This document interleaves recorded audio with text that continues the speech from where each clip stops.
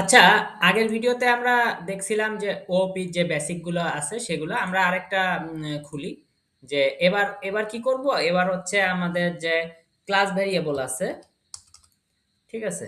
তো সেই ক্লাস ভেরিয়েবলকে আমরা কি করব? আমরা হচ্ছে নতুন করে এডিট করা যায় কিনা, ঠিক আছে?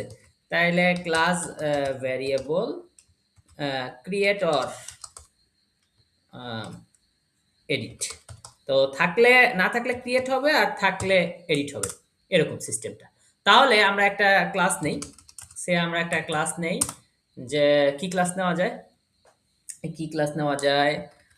আমরা একটা ক্লাস নেই যে অ্যানিমাল, ঠিক আছে? অ্যানিমাল।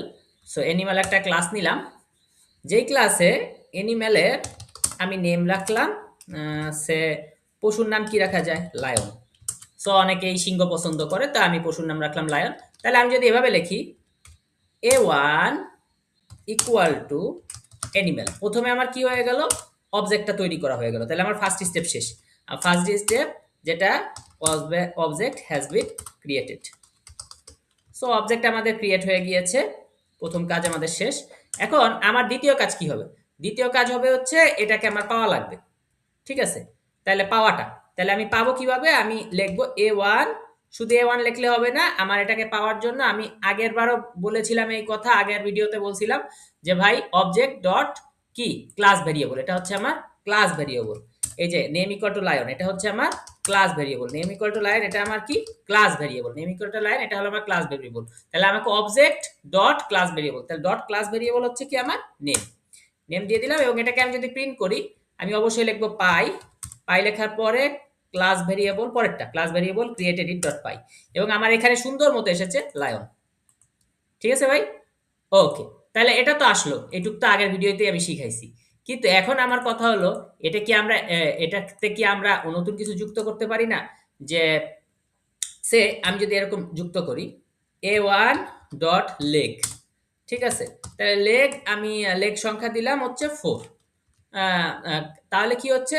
আমাদের হচ্ছে লায়নের লেগ হচ্ছে 4টা, চতুষ্পদ প্রাণী। তাহলে আমি যদি এখন লিখতে চাই প্রিন্ট a1 ডট লেগস, ঠিক আছে? ডট লেগস, আমি কিন্তু পেয়ে যাব। ঠিক আছে? আমি এটাকে সেভ করলাম, এখানে রান করলাম। এই যে প্রথম ম্যাটার জন্য পাইছি নেমের জন্য লায়ন, আর লেগের জন্য পেয়েছি 4। ঠিক আছে? তাহলে আমরা বুঝতে পারলাম যে আমরা কি করতে পারতেছি? ক্রিয়েট করতে পারতেছি। তাহলে আমাদের ক্রিয়েটের কাজটা শেষ। তাহলে এখানে যেটা করছি, এখানে হচ্ছে আমরা ক্রিয়েট করছি, ক্রিয়েট। কিন্তু এখন আমি এখানে প্রিন্ট এটারও মুছে দিলাম, এটারও প্রিন্ট মুছে দিলাম। এখন এই লাইনে এসে আমি এডিট করতে চাচ্ছি। আমি বলতেছি a1 dot name equal to, সে সিংহর জায়গায় আমি দিয়ে দিলাম বাঘ, যেহেতু আমরা রয়্যাল বেঙ্গল টাইগার, আমরা বাঘের জাত। সো আমি দিয়ে দিলাম টাইগার। এখন আমি যদি দুইটাই পেতে চাই, যে আমি সে এখন ফরম্যাটেড স্ট্রিং ইউজ করে আমি লিখলাম যে সে অ্যানিম্যাল, কোলন দিলাম এবং কার্লি ব্র্যাকেট দিলাম, যেহেতু কার্লি ব্র্যাকেট দিয়ে পাওয়া লাগে। আমি লিখলাম a1 ডট নেম, সেই সাথে হ্যাজ কয়টা লেগ? 4টা লেগ। তো আমি লেগের জন্য আমি লিখলাম a1 ডট লেগ, ঠিক আছে? তাহলে কয়টা লেগ সেটা পেয়ে যাবে। ওকে, তাহলে ওকে, 4 লেগ।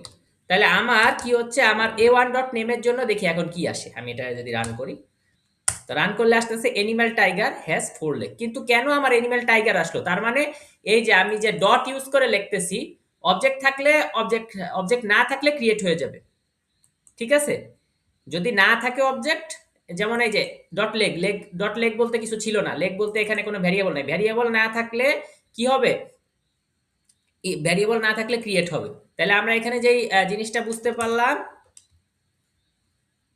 যে ইফ ভ্যারিয়েবল,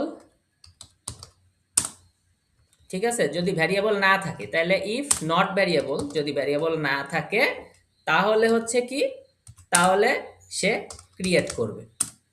আর যদি ইফ ভ্যারিয়েবল, যদি ভ্যারিয়েবল থাকে তাহলে সে কি করবে? তাহলে সে এডিট করবে, ঠিক আছে? তার মানে এই নেমটা আগের থেকেই ছিল লায়ন, তো লায়নের জায়গায় এডিট হয়ে হয়েছে হলো টাইগার। আর যেহেতু লেগ 4টাই ছিল, তো লেগ কিন্তু লেগ হচ্ছে নতুন করে তৈরি হয়েছে, লেগ নামে এখানে কোনো ক্লাস ভ্যারিয়েবল ছিল না, যার কারণে এটা হয়েছে ক্রিয়েট। ঠিক আছে, ওকে, পরের ভিডিওতে দেখা হচ্ছে।